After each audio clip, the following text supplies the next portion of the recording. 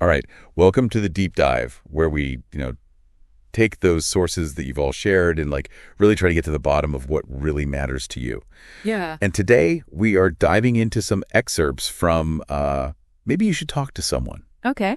Which is a really fascinating book because it kind of takes you behind the scenes of what it's like to be in therapy, but from the perspective of the therapist. Yeah. And the cool thing about this book is the author, she's a therapist herself, Right. and she also goes to therapy. Exactly. And so that gives it a very interesting, unique perspective on the whole process, being on both sides of the couch. So Yeah. I think that's what makes this book so special. Yeah, absolutely. And so today, for you, our listener, we're going to go on a mission to uncover some of the key aspects of the human experience. Okay. How we change, how we discover ourselves, and what makes that therapeutic relationship so unique. Right. So think of this as you getting the core insights without having to actually read and wade through. Yeah, like the Cliff Notes version. Yeah. Exactly. Okay, so the book starts with these two quotes from Carl Jung. And I got to say, the first one, it kind of hits you right between the eyes. Yeah. He says, "People will do anything, no matter how absurd, to avoid facing their own souls." Oh, Like, that's intense, right? But then, I don't know, he offers this counterpoint, this glimmer of hope. He follows it with, "Who looks inside awakes." yeah, that's beautiful. Yeah, and I feel like that whole push and pull, that the reluctance that we have to look inward, but then the potential that's there, if we can get past that, the possibility of real growth, I feel like that's like a thread that runs throughout the whole book. Absolutely. And the author actually sets the stage by talking about how difficult change can be. Right. And how incredibly important trust is. Yeah. Especially in the therapist-patient relationship. Right, because you're really letting someone into some of the most vulnerable parts of yourself. Yeah, you really have to feel safe to share your deepest fears, your insecurities, your secrets, all of that. Yeah, absolutely. And in order to share these very personal and sometimes difficult stories while still respecting everyone's privacy, Right.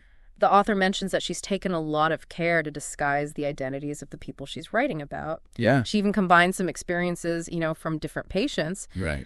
And it's all to protect their privacy, Yeah. but it's also to get at those, universal human truths. Right. The common threads that connect us all, beyond our individual circumstances. Yeah, and there's this one line that I absolutely loved. She says, "If you see yourself in these pages, it's both coincidental and intentional." Oh, I like that. Yeah, it's like she's acknowledging that these are individual stories, but at the same time, Right. they're tapping into something much bigger. Yeah, it's like she's saying, even though these aren't your literal experiences, they still reflect something true about the human experience. Exactly, and that's why it can feel so personal, even though you know it's not your story. Right, exactly. And that's one of the things I think is so powerful about the book. Yeah, I agree. Okay, so we're introduced to this guy named John, Okay. who works in television. Okay, yeah. And I thought it was really interesting, even just how he picked his therapist. Yeah. What his criteria were. Okay. He wanted someone who was, and I quote, "a nobody in LA," Wow. so that he wouldn't run into any of his colleagues. Right. He insisted on paying in cash so his wife wouldn't know. Oh, wow. He even joked about his therapist being like his mistress. Oh, interesting. And I was like, that's a pretty kind of a guarded way to Right. enter into therapy. Yeah, definitely. It kind of hints at the stigma that Yeah. can still surround seeking therapy. Absolutely. Especially in certain professions, I think. Yeah, totally. Maybe in his field. Right. It's just not something people talk about openly. Yeah, you got to keep up appearances. Yeah, exactly. But all those efforts to keep it a secret, even when it's masked with humor, Yeah. it actually kind of hints at a deeper vulnerability, Right. He's trying to protect something. Yeah, exactly. So it's really interesting. And it's interesting, too, because the therapist, her first impression of him is actually pretty positive. Oh, okay. She really feels like Yeah. there's something likable about him. She even says, something beautiful waiting to kind of Wow. emerge. Okay. But then later on, we get to see kind of what's going on in her head. Yeah. And she's just thinking, today, he just seems like an asshole. Oh, wow. That's a big shift. I know, right? Like, that's a huge shift in perspective. It is. And it's a good reminder that therapy isn't always, this like smooth upward trajectory. Right. There can be frustration. Yeah. There can be like strong negative feelings that come up between a patient and therapist. Right. Because it's a real relationship. Yeah, exactly. Yeah. But the crucial part is how the therapist navigates those feelings internally. Right. Because they can't just unload on their patient. Exactly. They have to have their own ways of processing and working through those feelings. Right. And so she has this mantra, it's like this thing that she repeats to herself silently. Okay. Like over and over again. Have compassion, have compassion, have compassion. Oh, wow. I love that. Right. That's pretty good. And then she has this moment of self-awareness, right, where she realizes that John's constantly blaming other people, like everyone else is the problem. Right. And she realizes that that's kind of how she was feeling that day. Oh, interesting. After an argument with her boyfriend. So she's seeing her own stuff reflected back at her through her patient? Yeah, it's like she's, kind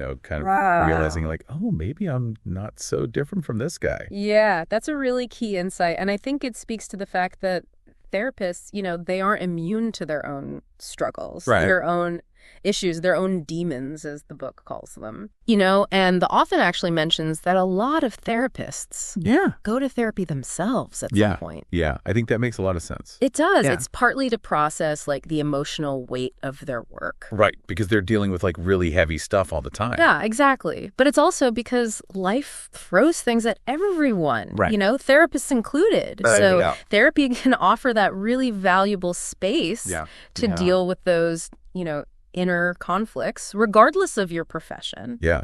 It's like we all have those things, right? Like those demons, whether they're big or small. Right. And the book talks about how we often try to avoid them or numb those feelings. With, maybe too much wine or comfort food. Yeah, totally. Or like getting lost in the endless scroll of the internet. Oh, yeah. Which one of the therapists in the book actually calls the most effective short-term, non-prescription painkiller.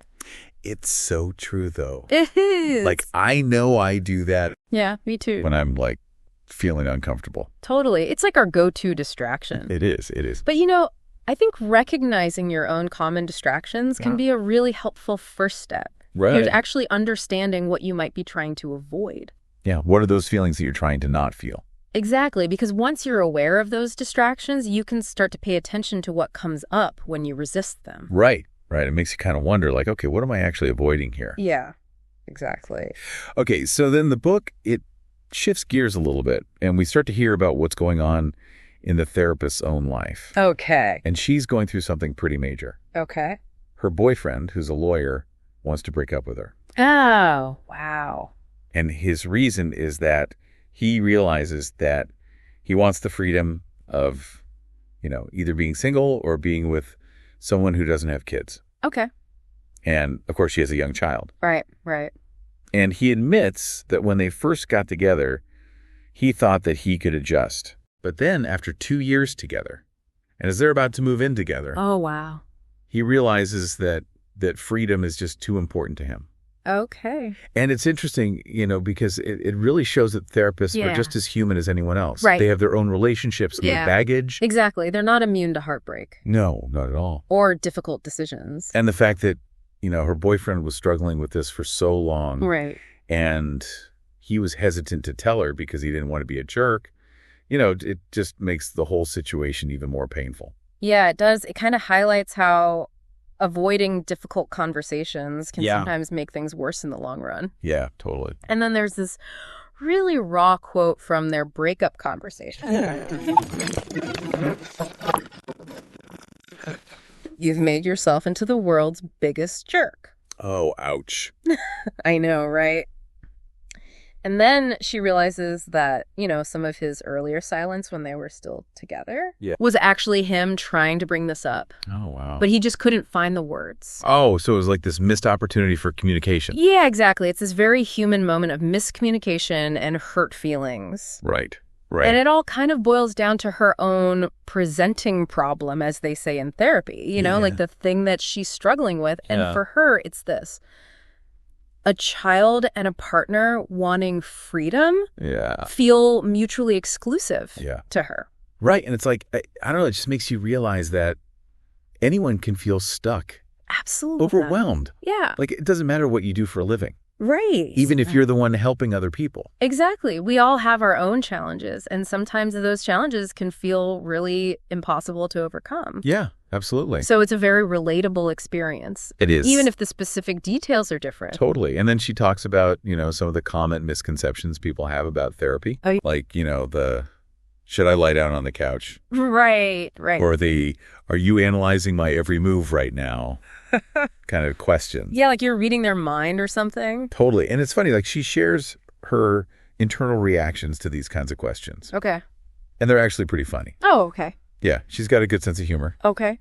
But I think they really get at, like, the heart of what people are afraid of. Yeah, the underlying fear of being judged or misunderstood. And also, like, just a general lack of understanding about what therapy is actually like. Exactly. It's not about instant analysis or some kind of quick fix. It takes time. Yeah. Therapists need time to understand the patient's world, their history. Right, like there are patterns of thought and behavior. Yeah, exactly. All of that.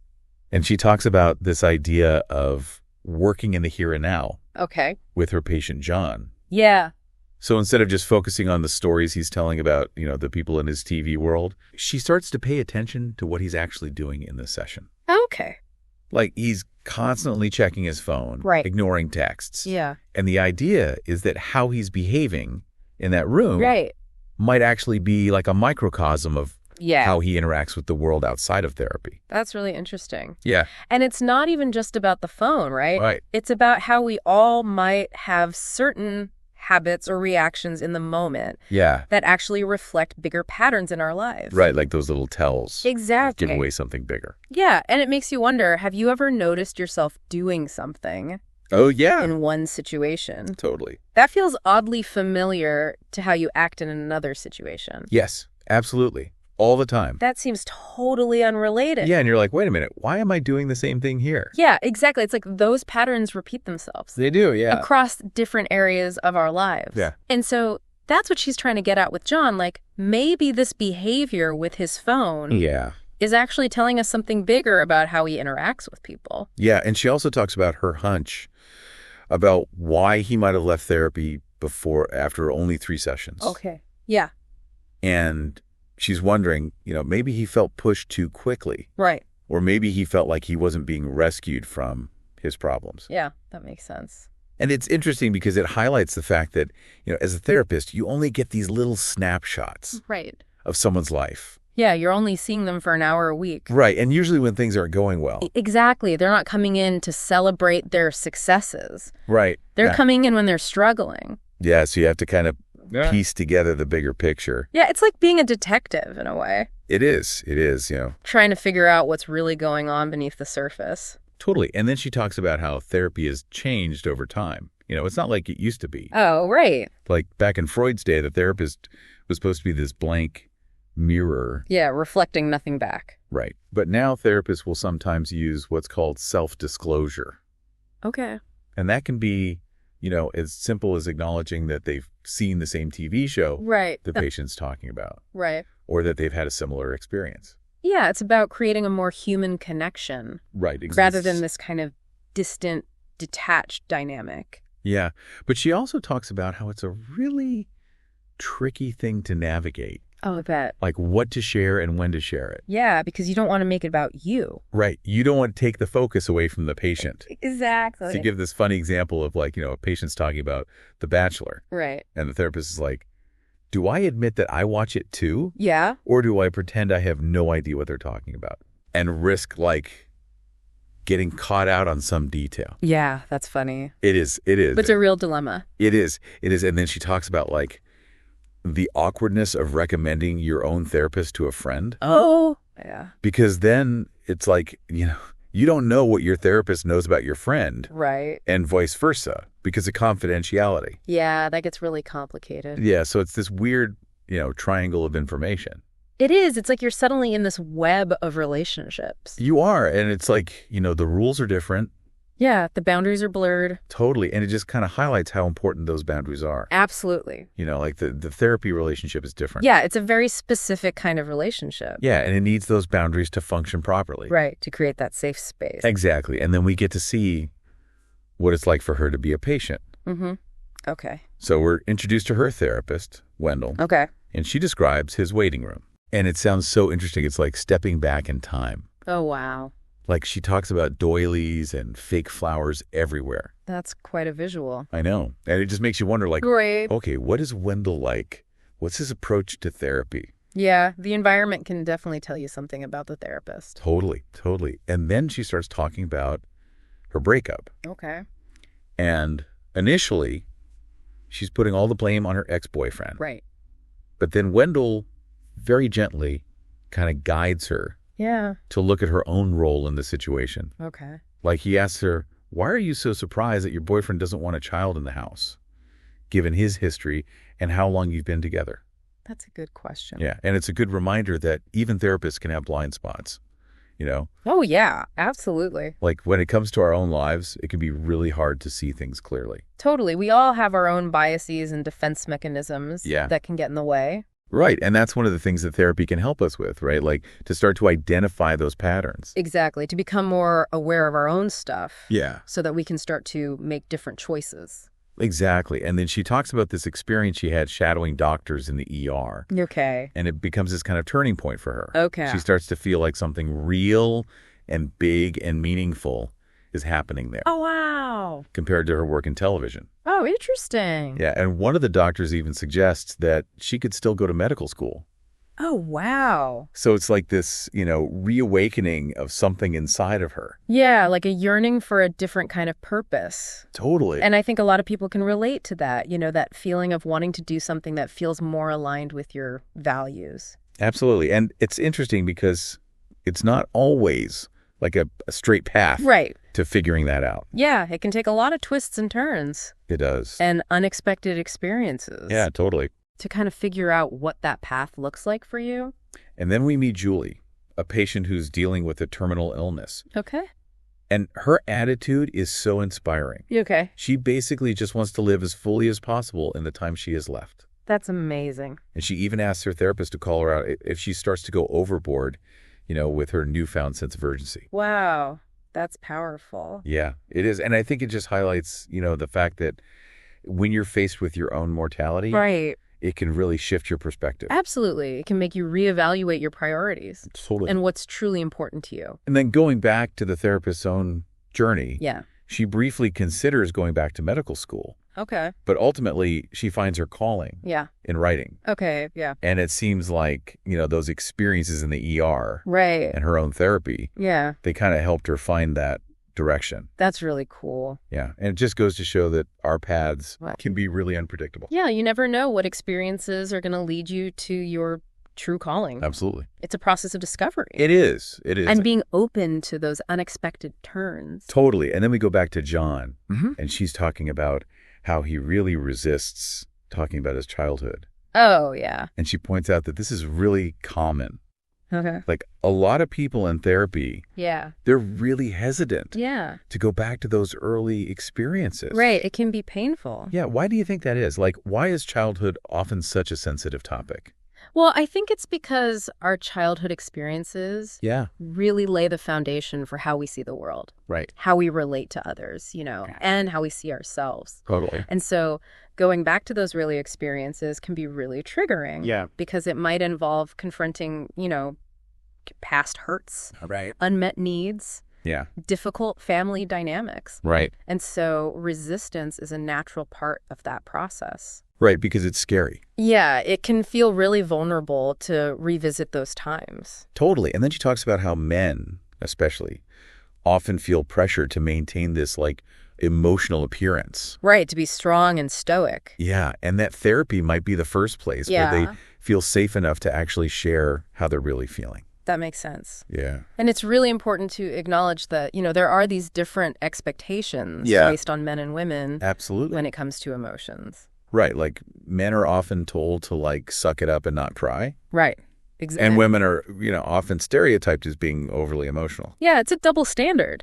It is. It is. And so therapy can be this really valuable space Yeah. where those kind of like societal expectations can be kind of set aside. Exactly. It's a place where you can just be yourself. Totally. And then she talks about the therapist's role as holding the mirror up Okay. to the patient. Yep. But she also emphasizes that, it's ultimately up to the patient Right. to look in that mirror Yeah. and engage with what they see. Right. The therapist can't force them to do the work.